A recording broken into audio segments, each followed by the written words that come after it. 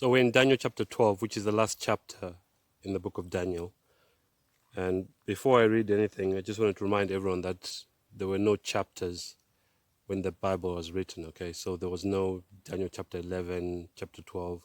It was all just one book, which was read continuously. And there were no verses either. So why I'm saying this is because, so the beginning part of Daniel chapter 12 is connected to the end part of Daniel 11. So in verse 1, for instance, in chapter 12, it starts by saying, and at that time, and at that time, what time is it talking about? It's talking about at the time when the events that I mentioned and at the end part of Daniel chapter 11 are taking place. So remember that I spoke about the king of the north. I mean, Daniel chapter 11 talks about the king of the north and the king of the south. And there are many, especially SDAs, who believe that the king of the north is in Daniel chapter 11 is the papacy. I believe that to be incorrect, because Daniel chapter 11 is a chapter that should be taken literally throughout. We cannot take verses 1 to 4 to 39 of chapter 11 as prophecy, or as prophetic, and then take the last the last 5 verses as as prophetic, whilst having taken the first 39 verses as literal history. I don't know if I said that properly earlier. If I didn't, I apologize. I meant to say there are many Christians, especially SDAs, who say that verses 1 to 39 are to be taken literally, and then the last 5 verses from verses 40 to 45 are prophetic, and then they apply the title of King of the North to the papacy, and then they'll say the King of the South is atheism. Now that's just plucked out of the air, okay? There's nowhere in the Holy Scriptures where it says that the King of the North is the papacy. I know that they are basing that on the attributes which are given, okay? But even the whole belief that the King of the South is atheism. Well, North is a geographic location or direction, okay? And the same applies to South, okay? The king of the north was called king of the north because he was north of Israel, okay? And the king of the south was Egypt because Egypt is south of Israel. It's just as simple as that. Really. Let's not complicate things.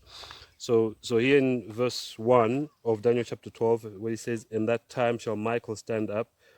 At that time when these events are happening, which are mentioned in the end parts of Daniel chapter 11, this is the events that are now being mentioned in the first parts of Daniel chapter 12 related to the end part of Daniel chapter 11, okay? So let me read that again. It says, "And at that time shall Michael stand up, the great prince, which standeth for the children of thy people." Let me just stop there, because what I'm going to do actually, I did say in previous videos when I was going through the different chapters of Daniel 11 that I wouldn't be reading everything. But with regards to this chapter, I don't see a problem with reading everything, because what I'll do is every time I read, let's say a verse or part of a verse, I'll then explain it, because it's quite a small chapter, okay, so it won't take that long. So here where this talks about Michael standing up, remember that I said that there are many Christians and theologians or scholars, whatever, those who study God's word, who say that Michael is actually another name for Jesus, perhaps a name that he had in heaven before he came to the earth. And I believe that to be true, because the name Michael, remember that in the Bible, a name denotes character. And in fact, the name Michael means one who is like God. The only one who I know who is like God is Jesus. Okay, yeah. Well, we may be like God in terms of having been created in God's image, as well. But yeah, the one who is like God is very specific to this person called Michael. He says, "At that time shall Michael stand up, the great prince which standeth for the children of thy people, and there shall be a time of trouble, such as never was since there was a nation, even to that same time." So this is why it's been said, even by Ellen White, who was one of the pioneers of the SDA Church, that it's very important for us to understand the 11th chapter of Daniel, because it kind of gives us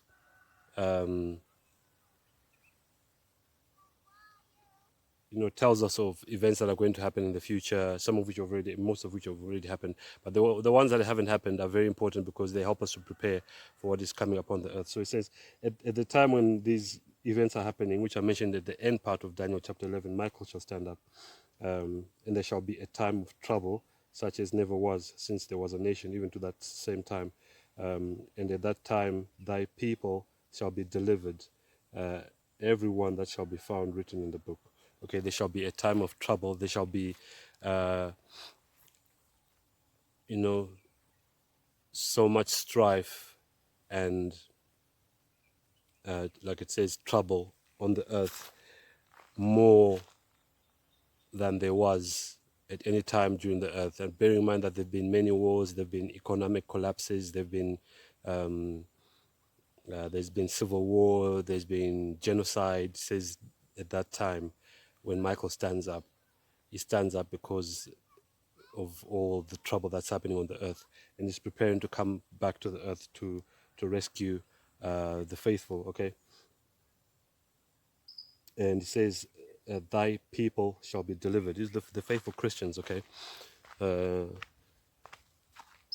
those who have the same belief that Daniel had. And it says, verse 2, "And many of them that sleep in the dust of the earth shall awake, some to everlasting life, and some to shame and everlasting contempt." So this is after, you know, there are actually two resurrections, but the first resurrection is the resurrection of those who died having faith in Christ. So that resurrection only happens when Christ comes back to the earth.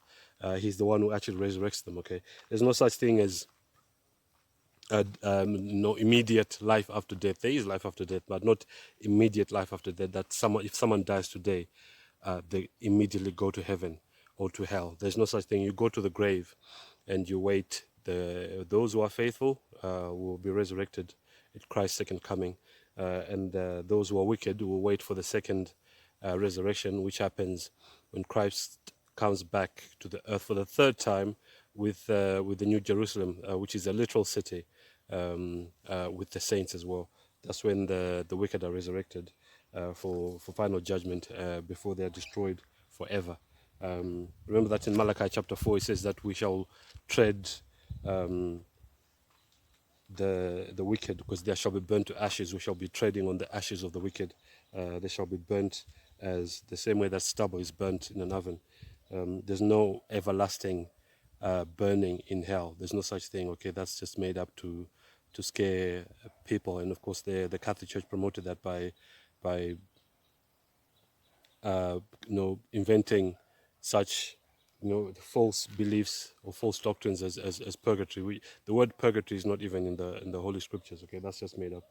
And that's one of the things that Martin Luther was against when he wrote those 9 to 5 theses or 9 to 5 arguments or protests against the Catholic Church. Verse 3, "And they that be wise shall shine as the brightness of the firmament, and they that turn many to righteousness as the stars forever and ever. But thou," so let me just, I just wanted to mention, he mentions the brightness of the firmament. Now, if you look at, if you go to the concordance and you look up the word firmament, even in this verse, because the firmament is also mentioned in Genesis, but if you look it up, if you look up that word in verse 3, it will tell you that it's a dome, basically, or a vault, okay? Because the earth actually has a dome over it. So Elon Musk and NASA and all these guys, when they tell you that they talk of space travel, that's fiction. Okay, those rockets are not going anywhere. In fact, one of the things I learned recently, because sometimes we believe things without it's through ignorance. We are constantly being pumped with propaganda. So from the time we're born, that we actually start believing things just because we were taught whatever it is we were taught in school. And because something is commonly believed by the majority, we tend to believe that it's true. So I used to believe this whole the story about the Bermuda Triangle, and even my wife mentioned it a few days ago. She said, "Oh, the Bermuda Triangle. They said this and that about the Bermuda Triangle." And I said, "This is not even true." What I discovered is that have you noticed that those the rockets, the NASA rockets, and the um, rockets from the other so-called space, in quotes, space agencies, they don't go straight up. They always curve. But specifically the ones from the United States, they curve. And then what I found through research is that those rockets actually end up, they drop into the ocean in that very place called the Bermuda Triangle. And the public are not allowed to actually to go to that place because they'll say it's unsafe, but no, it's the fact that you might end up seeing those rockets being basically plunging into the sea, or maybe even floating on the sea. So they're trying to keep that a secret. So I was saying, why I'm saying all this about NASA and fake space, or so-called SpaceX, which some call fake space, is that they're not going anywhere. Okay, they do not leave this Earth. Okay, they don't go into space. There's actually no such thing as space or space travel, because there's a dome or firmament over the Earth, which is what is being spoken about here. Uh, the wise shall shine as the brightness of the firmament. Verse 4, but thou, O Daniel, shut up the words and seal the book, even to the time of the end. Many shall run to and fro, and knowledge shall be increased. Um, both knowledge of the prophecies and understanding of the prophecies, but also knowledge of um, just general knowledge shall be increased. Okay, look at all the inventions that have been made by man. Um, even cars, and I think the most interesting and fascinating and most um,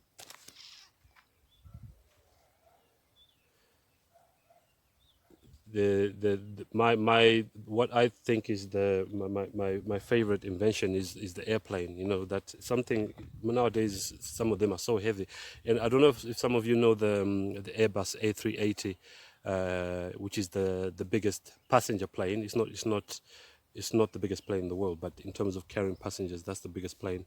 And I've flown on that plane many times. It just amazes me that something so heavy can actually fly. So yeah, planes and cars, and yeah, some of us drive cars every day when you forget how amazing uh, the invention of the car is, that we can travel. Just the other day, I think it was on Thursday last week. No, Thursday, the day before yesterday. Today being the 11th of October 2025. So 2 days ago on Thursday, my family and I traveled to Harare, which is about 3.5 hours from here, and came back on the same day. We came back a bit late, but yeah, all that because of the invention of the car, which is being not necessarily being spoken of specifically here, but the fact that knowledge have increases, knowledge of all these worldly things that help to make life better for us, even things like the internet and all this other stuff. And there are even more inventions that are being made. So knowledge shall be increased, man shall run to and fro, seeking knowledge. And then verse 5, then I, Daniel, looked, and behold, there stood other two. This is two people, okay? The one on this side of the bank of the river, and the other on that side of the bank of the river. And one said to the man clothed in linen, which was upon the waters of the river, how long shall it be to the end of these wonders? And actually, just I should have mentioned this at the very beginning in verse 1, that so usually prophetic books are not written chronologically. So the things that have been being spoken of here in Daniel chapter 12 are not chronological. Because in verse 1 we just read about Michael standing up because of the time of trouble that such as never was, and we see that even the dead are being raised. So that's basically the end of the world. But now here we're going to find out that we kind of go back into history again. So I think I was in verse 5. I read the end of verse 6 as well. In the end of I'll just repeat the end of verse 6. How long shall it be to the end of these wonders, all these things that will be happening upon the earth? How long shall it be to the end? And verse 7, and I heard the man clothed in linen, which was upon the waters of the river, when he held up his right hand and his left hand unto heaven, and swear by him that liveth forever, that it shall be for a time, times and a half, and when he shall have accomplished to scatter the power of the holy people, all these things shall be finished. Yeah, so very important things that have been, details that have been mentioned there. So one of the angel, I think it's an angel that asks another angel, how long shall it be till the end of these things? And one basically summary of verse 7 says, it shall be for a time, times and half a time. Okay, what is this talking about? A time is actually a year. Okay, in prophecy. And then times is 2 years, and half a time is half a year. So, but we have to bear in mind that in the Jewish calendar, in God's calendar, there are 30 days in a month. None of this, this inaccurate Gregorian calendar that has 29 days sometimes and 30 days and then 31 days sometimes. That's very inaccurate. That's why when I even made a video about whether we should celebrate holidays, birthdays or not, I said I don't really make a big fuss about it because we're using an inaccurate calendar. God's calendar was perfect. So here it says, these things shall come to an end, and he's specifically talking about the papacy having power and having dominion over Christians. Let me just go back here. In fact, I've lost it now because of the wind, but.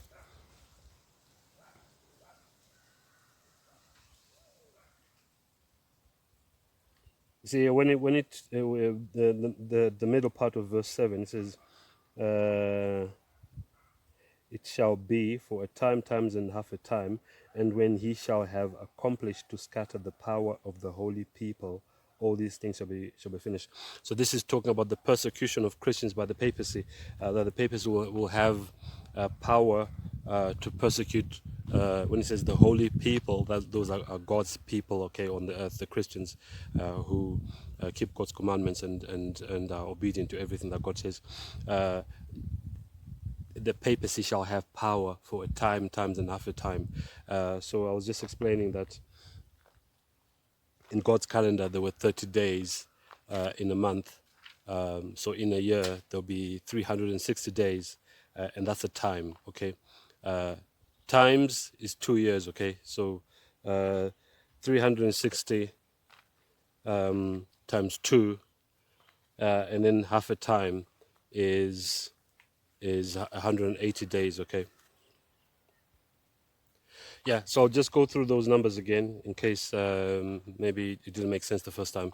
So it says, all these things, the papacy shall have power over Christians and will be persecuting Christians because obviously Christians are, following what God says, and they are spreading the truth in the earth, and the papacy is working on behalf of Satan. That's why in Revelation chapter 13 it says that the devil gave him his power, seat and great authority, talking about how Lucifer, that fallen angel, also known as the devil and Satan, gives power to the papacy and basically rules from the shadows whilst the papacy is in the forefront. The papacy shall have power to persecute Christians for a time, times and half a time. So time is a year, 360 days in God's calendar. Times is 2 years, and then half a time is half a year. So if you add all that up, you come up to 1,260 days.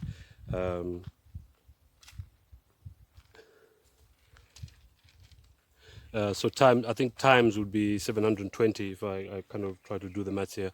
720 days, and time is 360, and then half a time is 180. If you add all that up, it's 1,260 days.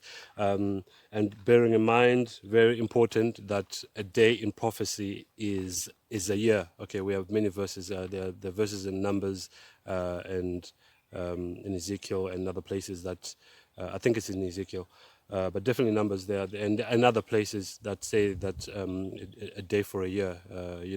So in Bible prophecy, a day is a year. Okay, so 1,260 days will be a year. And actually, this number is actually mentioned elsewhere in the Holy Scriptures, including the book of Revelation. And so it's kind of referred to in different ways. Sometimes it will say 1,260 days, and sometimes it will say times, and after time, which is what we've just read. And in another place, it will say 42 months. It's the same thing, but it's not to be taken literally. So this is talking about the time when the papacy will have great authority and will be persecuting God's people, because remember that the papacy, as I've said in some of my other videos, that the papacy is the devil's girlfriend. It's like a bit like Jezebel, how Jezebel was killing and persecuting God's prophets, and she even wanted to kill Elijah, and that's why Elijah ran off, and hid himself in a cave. So when does this start? We know from other we know that the papacy, the power of the papacy was destroyed in 1798 when I think it was Pope Pius the Sixth. Pope Pius the Sixth, I think it was arrested by Napoleon's general, and Napoleon's general's name was Berthier, and that was in 1798. Okay, so so basically we went through the dark ages with the papacy having all this power for 1,260 years, and then eventually that power came to an end in 1798. So if we take 1798 and subtract 1,260 years, which we've just read about in Daniel chapter 12, we come to the year 538. And what happened in 538? That's when the papacy, or the popes, were given power by Justinian, who was the Roman emperor at the time. And Justinian gave the papacy, or the popes at the time, power over all the churches in the world. He made the Pope head of all the churches in the world, and that's when basically persecution started. Of course, persecution was already happening, but it was being done by pagan Rome. Okay, remember that basically pagan Rome and papal Rome are the same thing. The only thing is, papal Rome has put on a Christian garb and is pretending to be a Christian church, which is not. We are still being ruled by Rome. Okay, don't get fooled by that. So yeah, I'll spend a lot of time explaining that because it's very, very important. Okay, but this is also the 1,260 years is also mentioned elsewhere in God's word. So maybe we can move on to verse 8. And I heard, but I understood not. Then said I, O my Lord, what shall be the end of these things? And he said, Go thy way, Daniel, for the words are closed up and sealed till the time of the end. So actually, Daniel didn't understand what all this meant, because these words were sealed and he was not to understand them. But we can understand them because we are at the time of the end.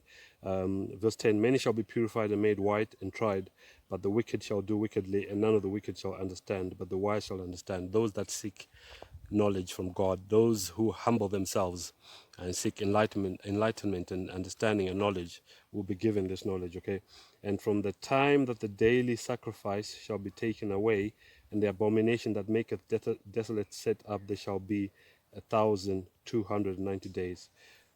Another time period that we've been given here. Let me try and explain it. Okay, let me just read that again. This verse 11, and from the time that the daily sacrifice shall be taken away. So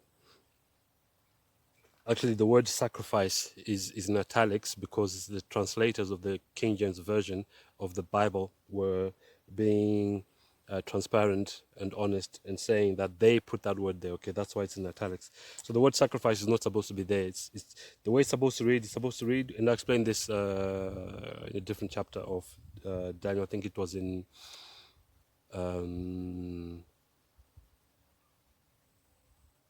Daniel chapter 8 or 9, somewhere there. It also mentions the daily sacrifice, but it's actually not daily sacrifice. It should read, and from the time that the daily shall be taken away, and the abomination that maketh desolate set up, there shall be 1,290 days. So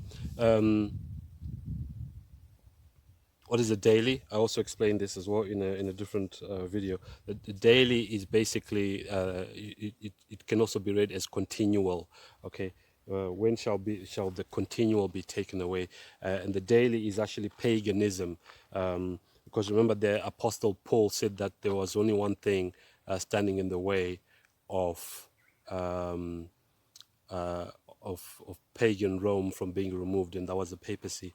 So the one who takes away the daily is actually papal Rome, okay, with the daily being pagan Rome or paganism. Um, so he says that there shall be 1,290 days uh, from the daily being taken away, and the abomination that maketh desolate set up. So what does this all mean? And I'm going to be honest with you here. We shouldn't claim that and I'm not going to claim that I know everything, and no one should be claiming that they know everything. But of the things that we understand, there are some things that are clear, and there are some things where we know where the starting point is for prophetic dates, such as the longest time period mentioned in the Bible, which is the 2,300 days. We know that started in 457 because that's when the third decree for the rebuilding of Jerusalem was given. There were three decrees, and we go from the third decree, okay? And even the 70 was the 70-year prophecy, which we actually know is 490 years. Also starts in 457 BC. So this one here, when does it start? Okay, I'll give you some explanations as to what some Christians believe. So we have some Christians believe that all this is talking about Antiochus Epiphanes or Antiochus Epiphanes, a Greek king who sacrificed unclean animals in the temple, and it's all to do with him. So that would be way in the past, okay. And then there are some who believe that this is referring to when a French king called Clovis, excuse me, who started off being a pagan, following pagan beliefs, and then he converted to Catholicism and basically forced his armies to be baptized by walking through a river. That Clovis actually took away paganism when he converted to Catholicism, and that this actually happened in 508 AD.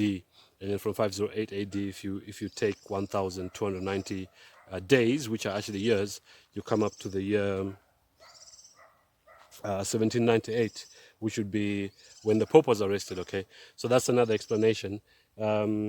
So,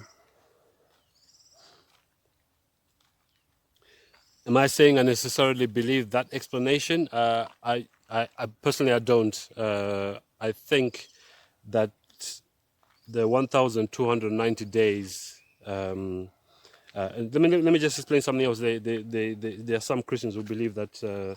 So let's just go back here. Verse 11, isn't it?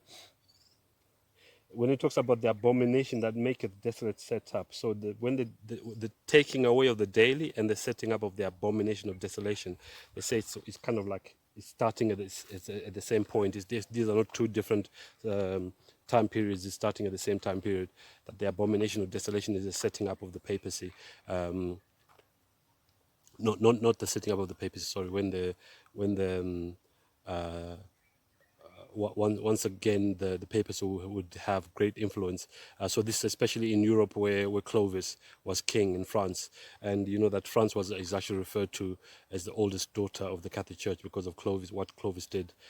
So the abomination of desolation specifically is talking about the papacy. That's what some Christians believe. So that's what is believed by Christians. Some say it's to do with Antiochus Epiphanes, and some are saying that it's to do with Clovis removing paganism from the nation of France and setting up Catholicism in its place. That being done in 508 AD, and then when you add these 1,290 days, you come up to 1798. Okay, so that's what is believed. I don't necessarily believe that. I'm just telling you that that's what some Christians are saying. That's their interpretation of things. But the problem with this is that we don't have a definite starting period. Okay, we can't just take 508 as a definite specific point for when the 1290 days start, because it's not very specific. Okay, next verse. Blessed is he that waiteth. Okay, blessed is he that waiteth and cometh to the 1305 and 30 days. So we have another time period here, 1335 days. Once again, 1335 days in prophetic terms and prophetic time would be years. Okay, so what does that mean again? What's the starting point? What's the end point? Once again, some Christians will say that's to it's the same starting point of 508. So from 508 plus 1335 days, which are years, you come up to 1843, which is when the great message of Christ's second coming was being preached, especially in North America by William Miller, who became an Adventist. And was joined by many Christians from various denominations, especially the Methodists and others, and Baptists, and that's when the Great Advent movement was actually. I was about to say, well, that's when the Great Advent movement started, but no, it kind of already had built momentum. So the message of Christ's second coming, which is obviously a very important message, was being preached around that time. But the Christians believed that Christ was coming back in 1844, which was the next day, in the next year, October, I think 22nd of October, 1844 to be more specific. But obviously Christ didn't come back to the earth, but the message should have been to do with Christ work in the heavenly sanctuary in heaven, where Christ was moving from the holy place to the most holy place. But they thought that Christ was coming back to the earth, which obviously didn't happen. And there have been many times when Christians have predicted that Christ was coming, including the Jehovah's Witnesses, who actually, I shouldn't really be calling Christians, but the Jehovah's Witnesses, and even those who now call themselves Seventh-day Adventists. They were not known as Adventists at the time, because the SDA Church was formally set up in 1863, if I remember correctly. They also made predictions that Christ was coming back to the earth, but he didn't come back, as per their predictions. So 1335 plus 508 takes you to 1843, like I already explained. Verse 13, but go thou thy way till the end be. And this is a message for Daniel. For thou shalt rest and stand in thy lot at the end of the days. So Daniel was basically told that he was going to rest in the grave, but he shall be amongst the faithful at the end of days, when Christ comes back to resurrect the faithful. Excuse me. So that's Daniel chapter 12. And I've been honest with you that there are some things still which are not very clear. So not claiming that I know everything, but for those things that are definite and specific, I've made it clear that what the prophecies mean, what the symbols mean, and what the time periods mean. Okay, so maybe this should encourage everyone also to do their own studies and have a thirst for truth and for knowledge, and search for what all these other things mean that we don't understand. But that's Daniel chapter, my understanding of what all these things mean. I hope it was a great blessing to you. If you find it helpful and you found it to be a blessing to you, maybe you can share it with others. And